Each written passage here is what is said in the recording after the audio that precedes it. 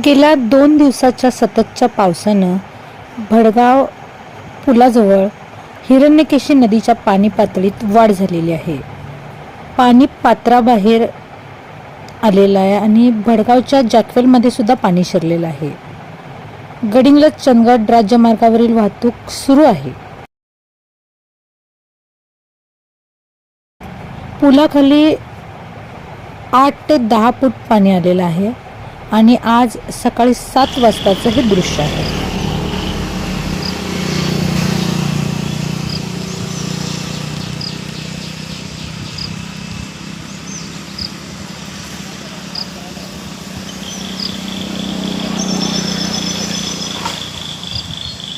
जनगर्जना लाईव्हसाठी cameraman Syed Syed सह